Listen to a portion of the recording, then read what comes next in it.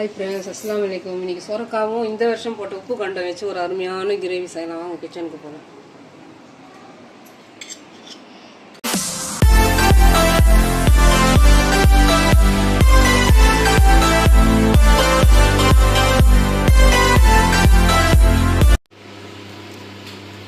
இந்த வருஷம் போட்ட குர்பானி கவாபு இது ஃபுல்லாக வச்சு கொஞ்சமாக வச்சு சுடு பண்ணி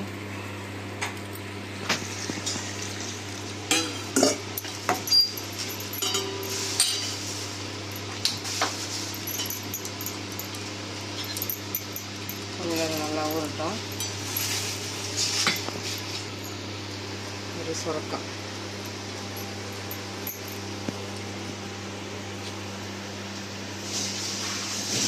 கட் பண்ணி பார்க்கலாம்.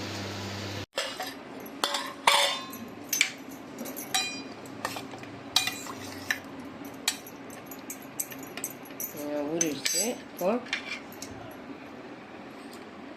கட் பண்ணிக்கலாம். ஏன்னா சைஸ் பெருசாக இருக்கும்.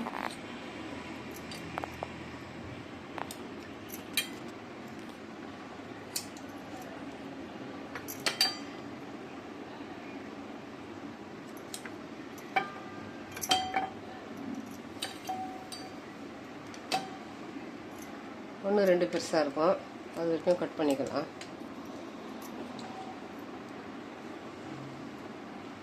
நம்ம காயறதுக்காக நல்லா நீட்டாக போடுறோம் இல்லையா?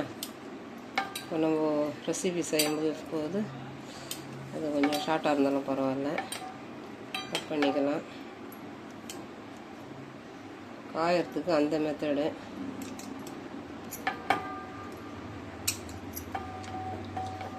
இப்போது இந்த பக்ரீத்துக்கு போட்ட உப்பு கண்டம்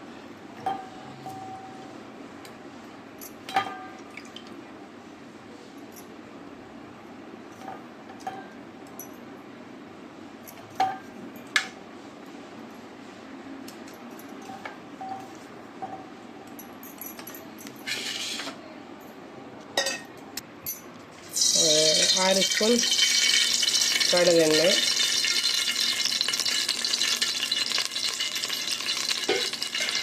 ஒரு சின்ன வெங்காயம், 2 பச்சை மிளகாய், ஒரு கொத்து கொத்தமல்லி,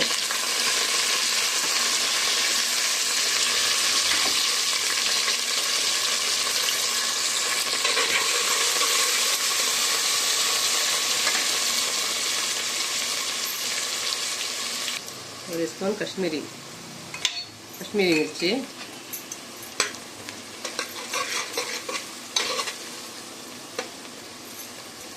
ஒரு ஸ்பூன் இஞ்சி பூண்டு பேஸ்ட்,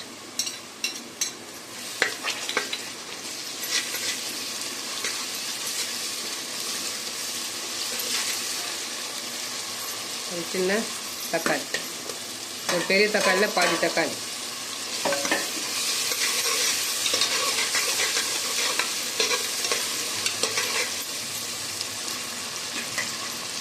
ஒரு 1/2 ஸ்பூன் மஞ்சள் தூள்,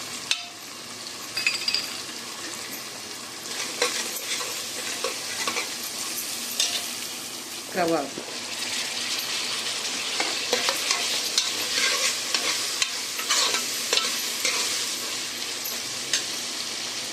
தேவையான அளவு கல்லுப்பு,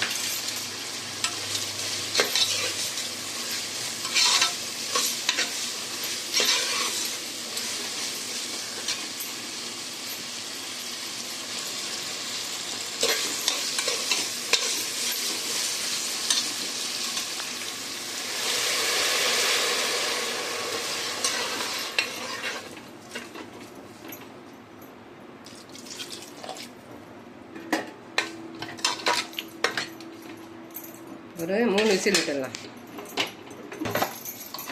3 விசில்.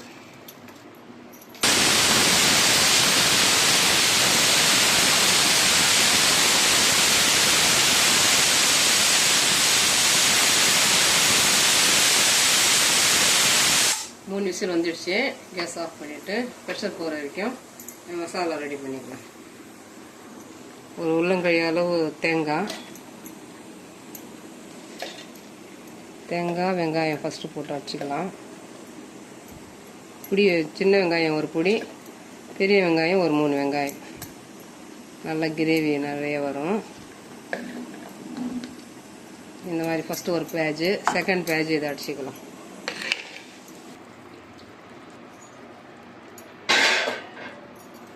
ப்ரெஷர் போயிடுச்சு.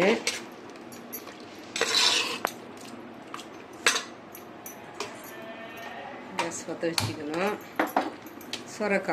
சொரக்காய் இந்த மாதிரி நல்லா இந்த மாதிரி பீஸ் ஆகிற மாதிரி கட் பண்ண இந்த சைஸ். ஃபஸ்ட்டு சொரக்காய் சேர்த்துக்கலாம்.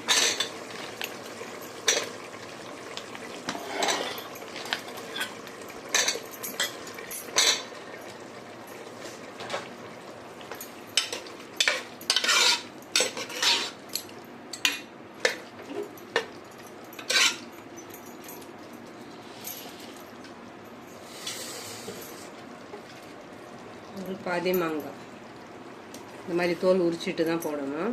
பாதி மாங்காய்,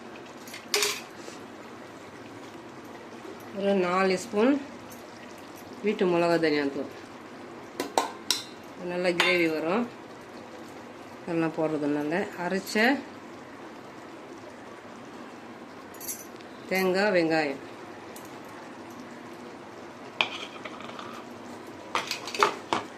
தக்காளி வெங்காயம் 2 பேட்சாக அடித்தோம் இல்லையா.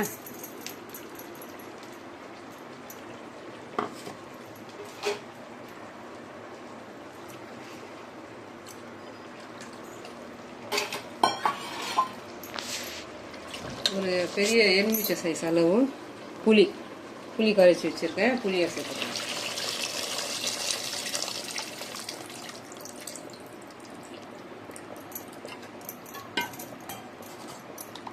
ஜார் தண்ணி,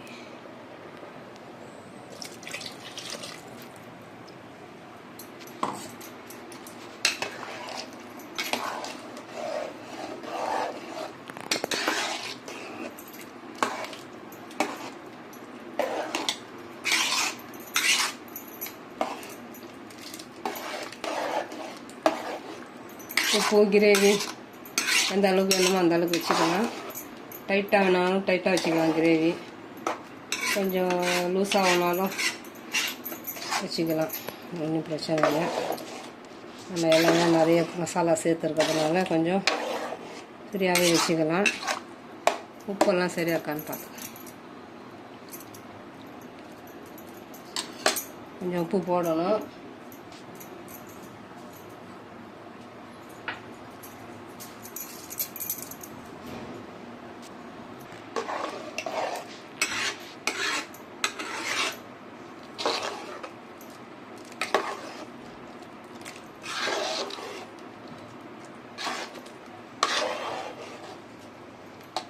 பக்ரீத் போயிட்டு எனக்கு 20 நாள்.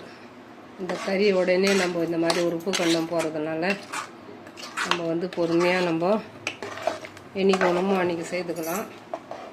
அதுக்கு தான் அந்த மாதிரி ஒரு பிளான்னு.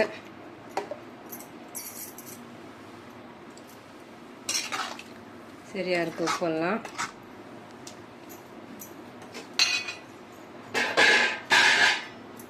ஒரு 2 விசில் விட்டுக்கலாம்.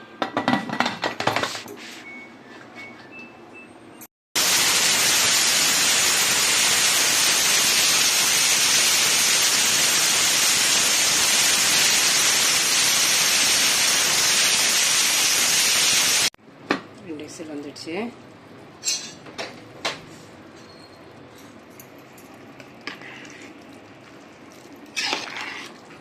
சொரக்காய் மாங்காய். இந்த சொரக்காய் நிறைய மருத்துவம். சொரக்காவை லேசாக நினைக்க வேணாம். சொரக்காய் ரொம்ப ரொம்ப மருத்துவம். சொரக்காய், உப்பு கண்டம், மாங்காய் வச்சு இந்த மாதிரி ஒரு ரெசிபி பண்ணியிருக்கேன். இந்த மாங்காய் இனிப்பு தன்மை கொண்டது தான், புளிப்பு கிடையாது. நீங்கள் போடும்போது இனிப்பாக இருக்கிற மாங்காய் கிடச்சிதுன்னா போடுங்க. புளிப்பாக அந்த மாங்காய் போடும்போது கொஞ்சம் புளிப்பு கம்மி பண்ணிக்கோங்க.